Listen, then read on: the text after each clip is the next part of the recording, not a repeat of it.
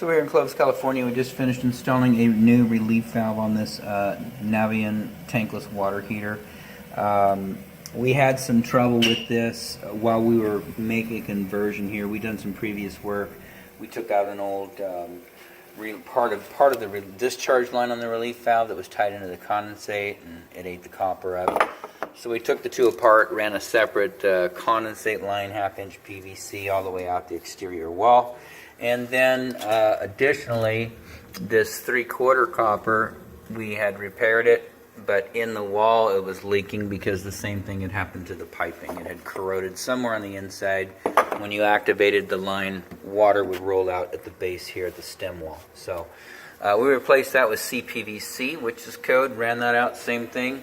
Homeowner notified us that the valve was not shutting down completely. We asked him to activate it several times to try and get it to shut down, which only increased the problem. So we came back out and replaced it. There's the old relief valve sitting on the ground. Right now we've run a lot of water out, and you can see there's no dripping anymore. So you should never have water out of there at any point. No weeping, dripping, spraying, flooding, nothing.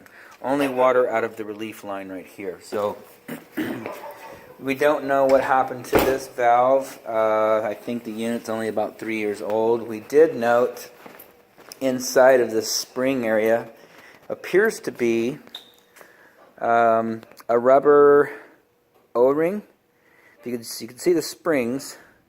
We're not getting a real good picture of that, are we? See the springs, and then kind of diagonally across the top there you see there's that's rubber, and it looks like an O-ring, and I'm not sure where it goes, what it was supposed to do, whether it was supposed to be up top. It's definitely not supposed to be right there in the spring. So right there is the cup, the tannish looking color at the bottom. It's supposed to cap off the valve here at the bottom. You can see it caps it off so water doesn't weep through.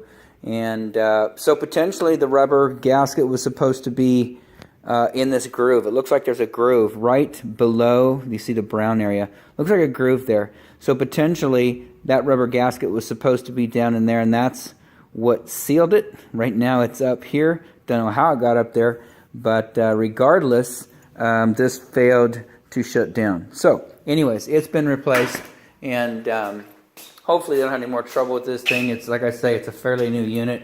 Should be working like a champ, and hopefully all the issues are resolved. Outside of that, this installation is done.